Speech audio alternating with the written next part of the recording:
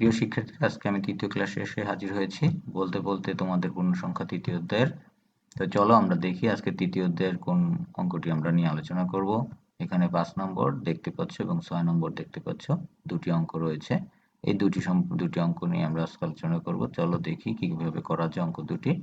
তো এখানে দেখো +5 এবং -3 কে কার ডানে অবস্থিত তোমাকে প্রশ্নতে বলা হয়েছে।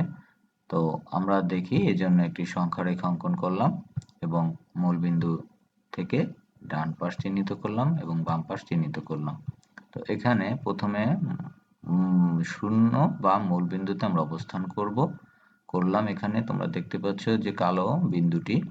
এরপরে যেহেতু +5, তাহলে আমরা ডানে 5 ঘর যাব। তো আমরা ডানে 5 ঘর গেলাম, তাহলে নতুন অবস্থান +5। একইভাবে আমরা যেহেতু আবার 0 মূলবিন্দুতে এসে অবস্থান করব এবং -3 যেহেতু, তাহলে আমরা বাম দিকে 3 ঘর যাব।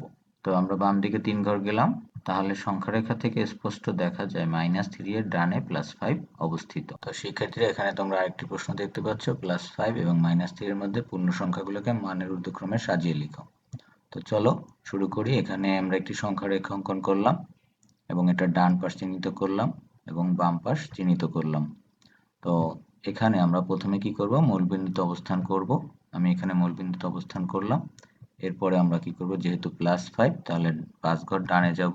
আমরা 5 ঘর ডানে যাচ্ছি, দেখো। এরপরে তাহলে নতুন অবস্থান হচ্ছে +5। একইভাবে যেহেতু -3, তাহলে আমরা মূলবিন্দুতে আবার অবস্থান করব। এরপরে আমরা বাম দিকে 3 ঘর যাব, অর্থাৎ এভাবে আমরা 1 2 3 গেলাম। তাহলে নতুন অবস্থান হচ্ছে -3। তাহলে দেখো -3 এবং +5 এর মধ্যে পূর্ণ সংখ্যাগুলোকে মানের ঊর্ধ্বক্রম অনুসারে সাজালে কি হয়।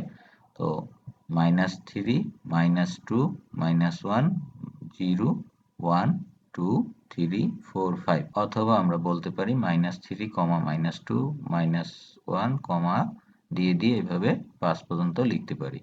তাহলে আশা করি তোমরা ক্লাসটি বুঝতে পেরেছো। তো তোমাদের পরবর্তীতে এই নিয়মে তোমরা বাড়িতে বসে 5 ও 6 নং এর বাকি অঙ্কগুলো করবে এবং কমেন্টে অবশ্যই জানাবে যদি কোনো সমস্যা থাকে।